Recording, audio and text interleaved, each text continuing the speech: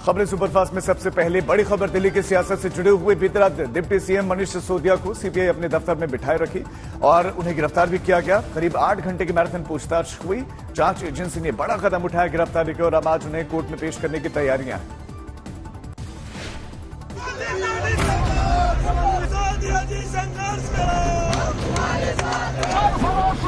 गिरफ्तारी के बाद सीबीआई के मुख्यालय के लॉकअप में गुजरी मनीष सिसोदिया की रात।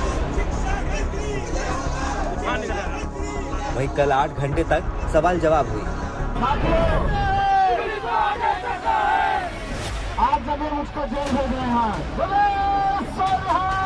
शराब घोटाले के सवालों का लंबा सिलसिला चला। रविवार को पूरा दिन दिल्ली में सियासी हंगामे का दिन रहा।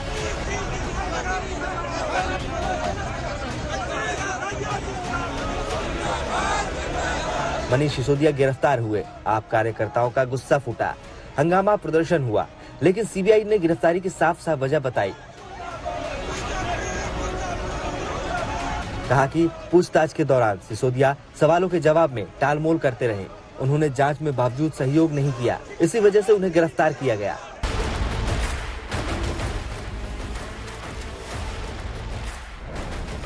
जांच एजेंसी ने मनीष सिसोदिया पर अलग अलग धाराएं लगाई हैं। एक धारा है आईपीसी की 120 बी यानी आपराधिक साजिश रचने का इल्जाम। दूसरी धारा 477 ए यानी सबूत को मिटाने का आरोप और आईपीसी की तीसरी धारा 7 यानी प्रिवेंशन ऑफ करप्शन एक्ट के तहत उन्हें गिरफ्तार किया गया।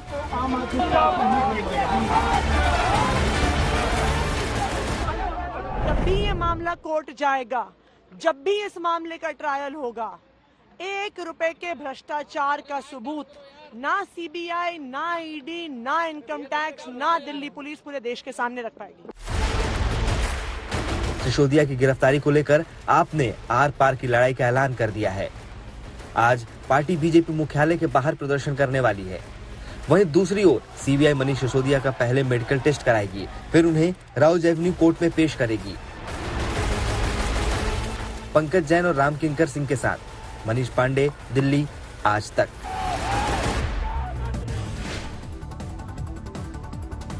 आखिर ऐसा क्या हो गया कि मनीष सिसोदिया को सीबीआई ने गिरफ्तार कर लिया? सीबीआई कह रही है कि वो जांच में सहयोग नहीं कर रहे थे, सवालों का गोल मटोल जवाब दे रहे थे। लेकिन जो गंभीर आरोप है उसके मुताबिक शराब नीति के फाइनल ड्राफ्ट में कुछ ऐसे भी प्रावधान जोड़े गए जो पहले ड्राफ्ट में नहीं थे। सिसोदिया इससे जुड़े हुए सवालों का जवाब देने में नाकाम रहे। हमेशा सिसोदिया ने कहा, मैं नहीं जानता। आरोप यह भी है कि शराब कंपनीज को कोविड काल के दौरान राहत देने के नाम पर लाइसेंस फीस में 144 करोड़ 36 लाख रुपए की छूट दी गई। 2021-22 में जिन्हें शराब का लाइसेंस मिला, उन्हें टेंडर होने के बाद भी फायदा पहुंचाया गया। मनीष सिसोदिया एक्साइज विभाग की जिम्मेदारी संभाल रहे थे। आशुतोष मिश्रा संवाददाता खबर पर ज्यादा जानकारी देंगे। आशुतोष, इस पूरे मामले में आज क्या क्या होगा? देखिए, जो संभावनाएं हैं उनमें ये कि पार्टी ने ऐलान किया है कि 2 बजे से लेकर के यानी आज पूरे दिन दिल्ली में बीजेपी दफ्तर का घेराव किया जाएगा, तो बीजेपी भी कहीं ना कहीं सड़क पर उतरेगी। इसके साथ साथ देश के अलग अलग राज्यों में, गुजरात, पंजाब, उत्तर प्रदेश, हर जगह आम आदमी पार्टी जो है जो बीजेपी के खिलाफ प्रदर्शन के लिए उतरेगी। कई विपक्षी दलों के जो नेता हैं उन्होंने भी जो है इस समय जो है केंद्र सरकार की आलोचना की है, वो आम आदमी पार्टी के साथ खड़े दिखाई दे रहे हैं। दूसरी तरफ मनीष सिसोदिया के जो वकील हैं वो रिमांड एप्लीकेशन, जब सीबीआई रिमांड अगर मांगती है तो रिमांड का विरोध करेंगे। वो कहेंगे इन्हें न्यायिक हिरासत में भेजा जाए, क्योंकि ज्यादातर एक ही आरोप लगा है, क्योंकि केंद्रीय जो एजेंसियां हैं उनके स्क्रिप्ट में हर जगह जहां भी विपक्षी नेताओं की गिरफ्तारी हुई है वहां स्क्रिप्ट एक ही है कि जांच में सहयोग नहीं कर रहे थे। लेकिन बड़ी मुश्किल दरअसल सीबीआई है भी नहीं, क्योंकि प्रिवेंशन ऑफ करप्शन में ये मान सकते हैं कि आज नहीं कल आप देखिए ज्यादातर जो आरोपी उन सबको जमानत मिल गई है। दिक्कत तब होगी, जैसा कि अभी फिलहाल केंद्रीय एजेंसियों की स्क्रिप्ट में है कि पहले सीबीआई गिरफ्तार करती है, उसके बाद ईडी गिरफ्तार करती है, और जब पीएमएलए के सेक्शन में ईडी गिरफ्तारी करती है, जमानत मिलनी वहां मुश्किल होती है। तो दरअसल आम आदमी पार्टी को ये पूरी संभावना है कि पहले सीबीआई की गिरफ्तारी है, आज निकल जब वो बेल के लिए मूव करेंगे तब कहीं ना कहीं ईडी भी इसमें आएगी और उसके बाद मुश्किलें बढ़ेंगी। तो अब उनके वकील तैयारी कर रहे हैं कि इनको सबसे पहले जो रिमांड एप्लीकेशन है उसका वो विरोध करेंगे, उनको कहेंगे कि न्यायिक हिरासत में भेजा और उसके बाद तत्काल वो जमानत के लिए याचिका लगाएंगे। लेकिन ये सब कुछ निर्भर करता है कि सीबीआई मेडिकल उनके करने के बाद जब पेश करेगी वहां क्या दलीलें देती है और कितने दिन की रिमांड मांगती है या न्यायिक हिरासत मांगती है। बहुत शुक्रिया आशुतोष आपका इस तमाम जानकारी के लिए। मनीष सिसोदिया को सीबीआई ने गिरफ्तार किया तो मुख्यमंत्री अरविंद केजरीवाल ने केंद्र सरकार पर निशाना साधा। उन्होंने फौरन ट्वीट किया और कहा, मनीष बेकसूर है, उनकी गिरफ्तारी गंदी राजनीति है। मनीष की गिरफ्तारी से लोगों में बहुत रोष है। सब लोग देख रहे हैं, लोगों को सब समझ आ रहा है। इससे हमारे हौसले और बढ़ेंगे, हमारा संघर्ष और मजबूत होगा। इसके बाद केजरीवाल मनीष सिसोदिया के घर पहुंचे। पंजाब के सीएम भगवंत मान भी उनके साथ थे। केजरीवाल ने कहा कि सिसोदिया पर उनकी पत्नी गंभीर रूप से बीमार है, पीड़ित हैं। लगे हाथ उन्होंने यह भी आरोप लगा दिया कि सरकार पूरे देश में ईमानदार और देशभक्तों को जेल में डाल रही है। तो हम देख रहे हैं किस तरह से पूरे देश के अंदर शरीफों को, देशभक्तों को, अच्छे लोगों को, ईमानदार लोगों को तो पकड़ पकड़ के जेल में डाल रहे हैं।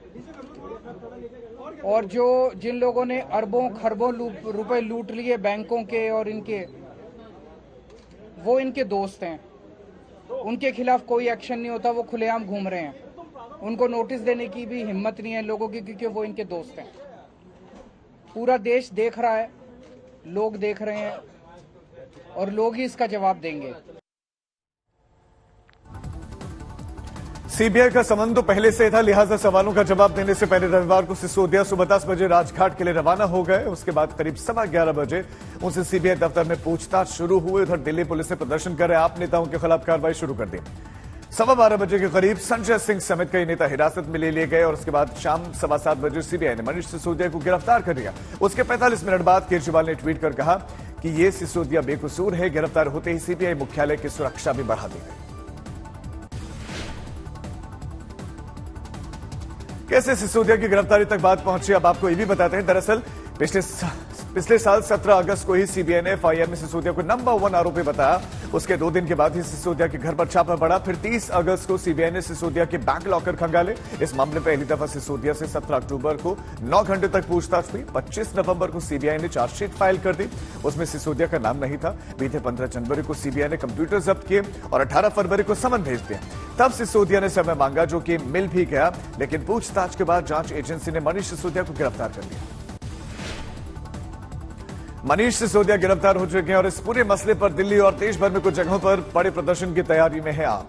दिल्ली पुलिस को अलर्ट मिला है कि आप समर्थक हंगामा कर सकते हैं। लिहाजा विशेष पुलिस आयुक्त राजधानी में सुरक्षा व्यवस्था की कमान संभाली हुई है। सभी थानाध्यक्ष और सभी थानों को अलर्ट पर रहने के निर्देश दिए गए हैं। एहतियात बरतते हुए पुलिस ने पार्टी सांसद संजय सिंह, मंत्री गोपाल राय, कुछ विधायक और पार्षदों को हिरासत में लिया है। संजय सिंह ने इसे गिरफ्तारी बताया तो डीसीपी साउथ ने कहा कि कोई गिरफ्तारी नहीं है। लॉ एंड ऑर्डर को देखते हुए उन्हें 24 घंटे हिरासत में रखा जा सकता है। आम आदमी पार्टी ने सिसोदिया की गिरफ्तारी के विरोध में आज देश भर में प्रदर्शन की तैयारी की है। दिल्ली में बीजेपी के मुख्यालय को घेराव का प्लान भी है, तो यूपी में भी तमाम जिलों में आम आदमी पार्टी का प्रदर्शन का फैसला है।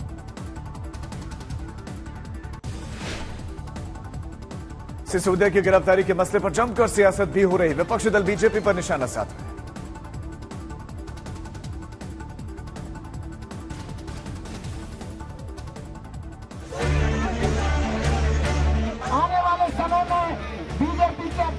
आप कह रही है मनीष सिसोदिया शराब नीति मामले में बेकसूर हैं।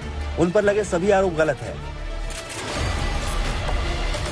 आपको डर लगता है आम आदमी पार्टी और केजरीवाल जी की बढ़ती हुई लोकप्रियता से, उनके शिक्षा मॉडल से आपको डर लगता है, उनके स्वास्थ्य के, उनके बिजली के, उनके पानी के मॉडल से आपको डर लगता है।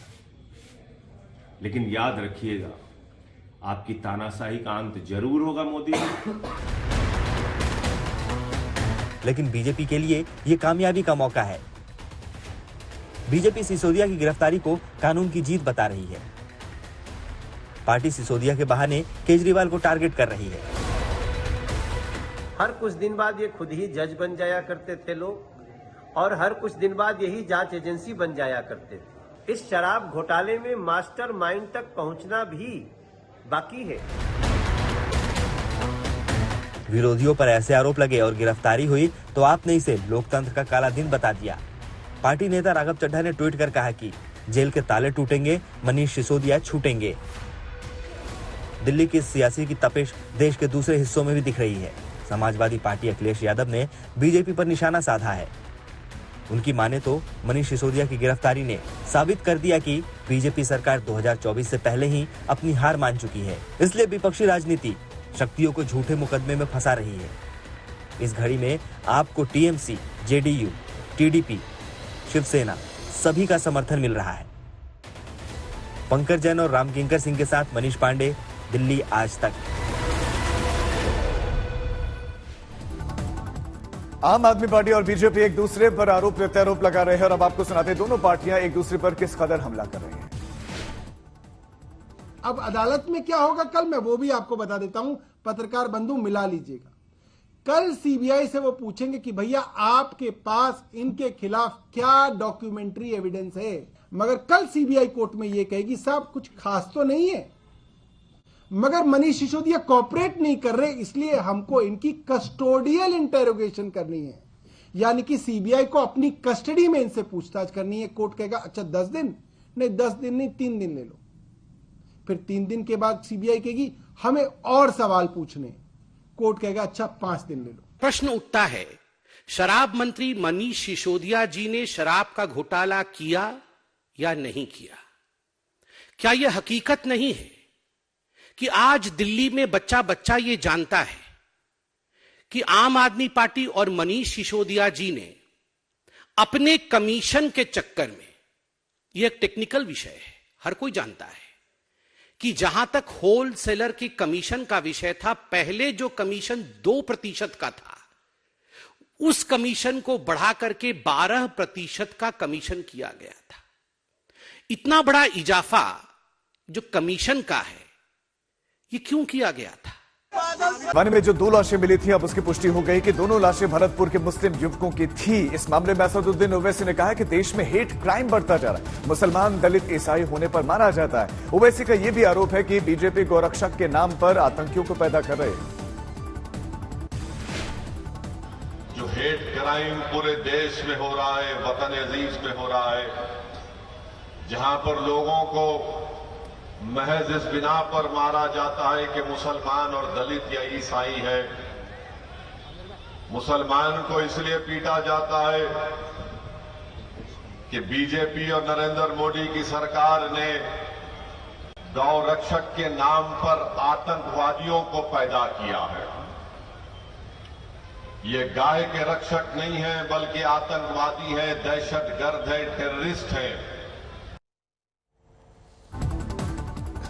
रायपुर में कांग्रेस के महाधिवेशन में कल मल्लिकार्जुन खड़गे ने जमकर सरकार पर निशाना साधा। वो कांग्रेस की चुनावी रणनीति का जिक्र करते हुए प्रधानमंत्री मोदी पर तंज कसना भी नहीं भूले। जब रिप्लाई दे रहे थे, छाती ठोक के कहते थे ये मोदी किसको डरेगा नहीं, सब अपोजिशन को एक मोदी बस है। भाई तेरे जैसे लोग बहुत इस देश में आए और चले गए, और जनता, डेमोक्रेसी में जनता डरती नहीं, जनता के पास शक्ति है। अगर तेरे उनके पीछे नोटों की लाठी की शक्ति है, तो हमारे पास वोटों की शक्ति है।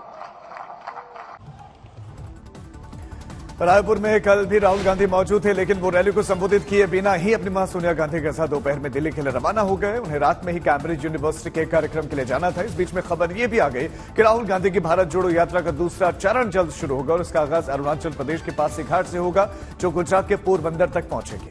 अगली खबर पश्चिम बंगाल के हुगली से, जहां पर बीजेपी के विधायक अग्निमित्र पॉल फिल्मी अंदाज में नजर आए। उन्होंने नेशनल हाईवे पर गायों से लदे हुए ट्रक का पीछा किया, उन्हें पकड़कर दम लिया। ट्रक पकड़ते ही उसमें सवार 7 में से 5 लोग दौड़कर घटनास्थल से फरार हो गए। ऑस्ट्रेलिया ने छठी बार महिलाओं का T20 वर्ल्ड कप जीत लिया है। फाइनल में उसने मेजबान दक्षिण अफ्रीका को 19 रनों से हरा दिया। तो आइए आपको दिखाते हैं फाइनल मुकाबले का पूरा एक्शन।